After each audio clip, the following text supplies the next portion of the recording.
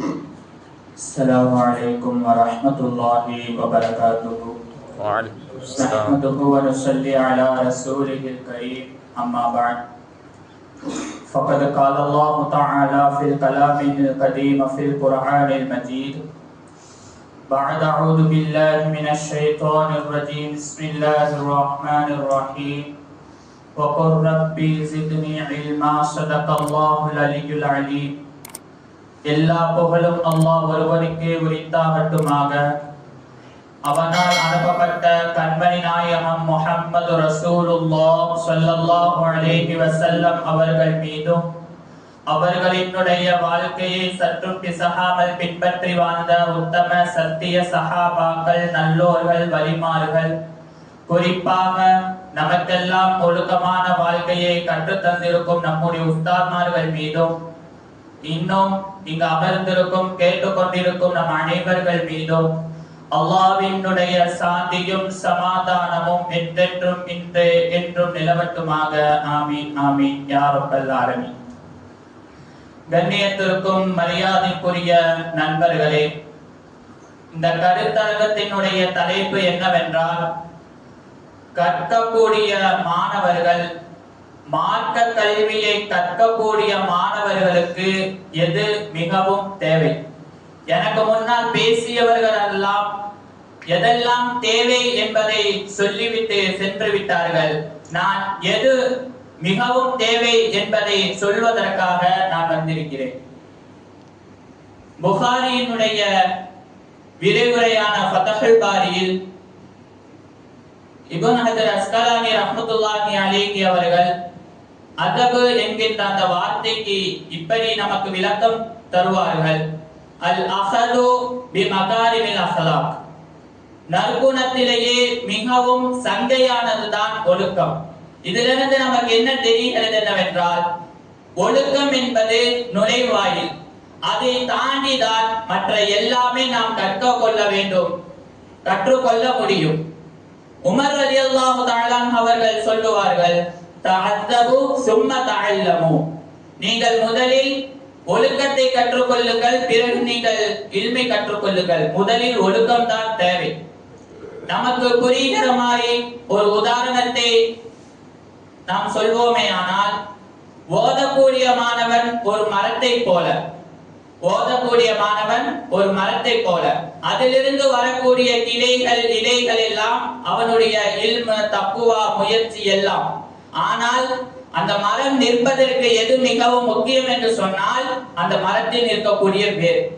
அந்த வேர் எவ்வளவு பலமாக இருக்கிறதோ அப்போதுதான் அந்த மரம் தெரியாமல் நிற்கும். அதே போன்றுதான் ஓதக்கூடிய மாணவர்களுக்கு ஒழுக்கம் என்பது அவனுக்கு இருக்குமே ஆனால் அப்போதுதான் அவனால் ஒழுக்கமான கல்வியை கற்க முடியும் என்பதை நாம் புரிந்து கொள்ள கடமைப்பட்டிருக்கிறோம்.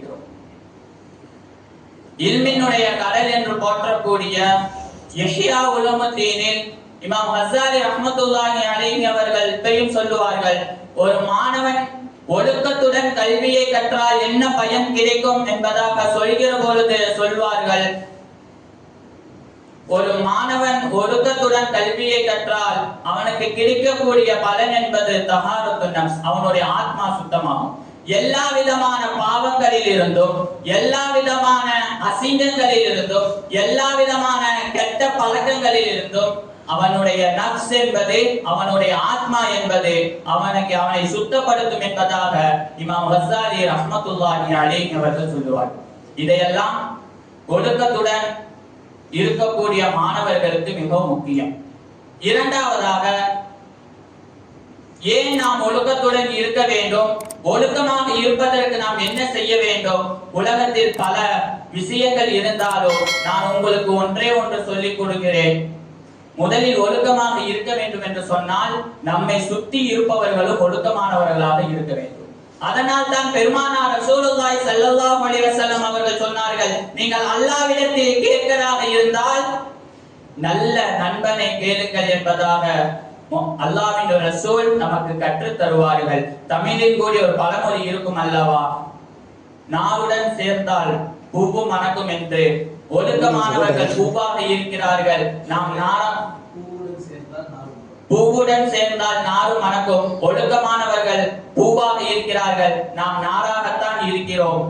ஆனால் அவர்களுடன் நாம் சேர்க்கிற பொழுது அவர்களிடம் இருக்கக்கூடிய ஒழுக்கம் நம் இடத்தில் வரும், அவருடன் இருக்கக்கூடிய அவரின் நற்குணம் நம் இடத்தில் வரும். அவர்கள் செய்யக்கூடிய எல்லா விதமான ஒழுக்கமான விஷயங்கள் அனைத்தும் நம் இடத்தில் வரும் என்பதில் எந்த ஒரு சந்தேகமும் இல்லை.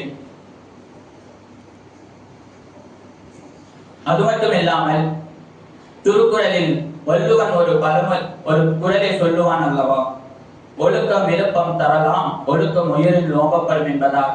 இதற்கு விளக்கத்தை தரக்கூடியவர்கள் இப்படியும் சொல்லுவார்கள், ஒழுக்கம் என்பது ஒரு மனிதனை உயர்த்தும், ஒழுக்கம் என்பது ஒரு மனிதனுடைய அந்தஸ்தை உயர்த்தும் என்பதாக சொல்லுவார்கள்.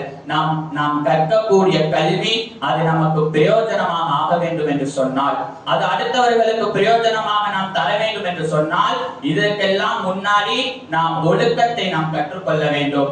இன்றைய காலத்தில் கற்கக்கூடிய மாணவர்களுக்கு நான் சொல்லிக்கொள்வது, ஒழுக்கத்துடன் இருங்கள். நீங்கள் ஒழுக்கத்துடன் கற்றால் மட்டுமே தான் நீங்கள் வெளியே செல்கிற பொழுது அனைவர்களும் உன்னை மதிப்பார்கள்.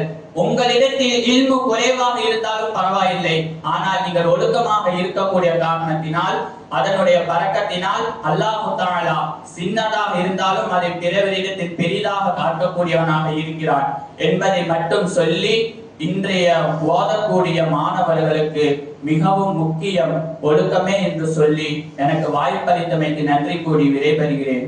வாஹிரு தஅவானா அல்ஹம்துலில்லாஹி ரப்பில் ஆலமீன். அஸ்ஸலாமு அலைக்கும் வரஹ்மத்துல்லாஹி வபரகாத்துஹு.